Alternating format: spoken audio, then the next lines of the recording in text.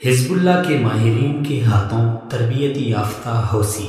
یمن میں قید حوثی باغیوں نے انکشاف کیا ہے کہ لڑائی کے مختلف محاذوں پر بھیجے جانے سے قبل انہوں نے لبنانی ملیشیا حزب اللہ کے ماہرین کے ہاتھوں ثقافتی اور حربی امور سے متعلق تربیتی کورسز مکمل کیے تھے۔ یمنی فوج کے میڈیا سینٹر نے منگل کے روز 2 حوثی قیدیوں کے اعترافی بیانات پر مشتمل ویڈیو کلپ جاری کیا۔ ان میں ایک قیدی زکریا محمد اوزا نے واضح کیا کہ اس نے درجنوں دیگر ساتھیوں کے ہمراہ 2 ماہ قبل صنعاء صوبے کے علاقے شوابہ میں لڑائی کی تربیت حاصل کی۔ اوزا کے مطابق حربی، عسکری اور ثقافتی کورسز پر مشتمل 2 ماہ کی تربیت لبنانی تنظیم حزب اللہ کے ماہرین نے دی۔ دوسرے قیدی عبداللہ العزانی نے تفصیل بتاتے ہوئے انکشاف کیا کہ حوثی ملیشیا نے انہیں قومی نعروں کے ذریعے اور جذبہ حب الوطنی کے نام پر دھوکہ دیا اور بعد ازاں ان دعووں کا جعلی پن سامنے آ گیا۔ العزانی کے مطابق وہ اب اپنے کیے پر نادم ہے۔ اس نے اپنے ساتھیوں پر زور دیا کہ وہ حوثی ملیشیا کی باتوں کا یقین نہ کریں۔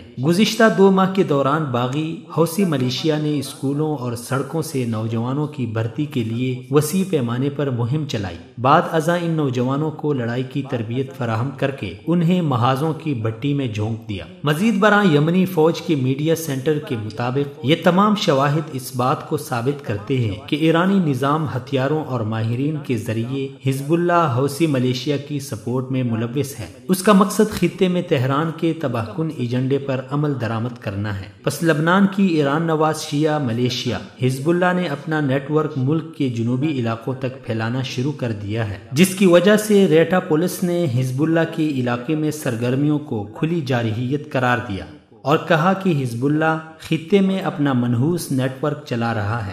دریں اثنا امریکی وزیر خارجہ ریکس ٹیلرسن نے کہا ہے کہ شیعہ ملیشیا حزب اللہ کے بڑھتے ہوئے ہتھیاروں اور اس کے علاقائی تنازعات میں ملوث ہونے سے لبنان کی سلامتی کو خطرات لاحق ہو گئے ہیں۔ وہ لبنانی وزیر اعظم سعد الحریری کے ساتھ بیروت میں جمعرات کو مشترکہ نیوز کانفرنس سے خطاب کر رہے تھے۔ انہوں نے کہا کہ حزب اللہ ایک دہشت گرد تنظیم ہے اور اس ضمن میں اس کے عسکری اور سیاسی بازو میں کوئی تمیز نہیں کی جا سکتی۔ انہوں نے اس بات پر زور دے کر کہا کہ حزب اللہ نے شام میں بحران اور خطے میں دوسرے تنازعات کو بڑھا دیا ہے۔ اس کو بیرونی ممالک میں اپنی سرگرمیاں فوری طور پر بند کر دینی چاہیے۔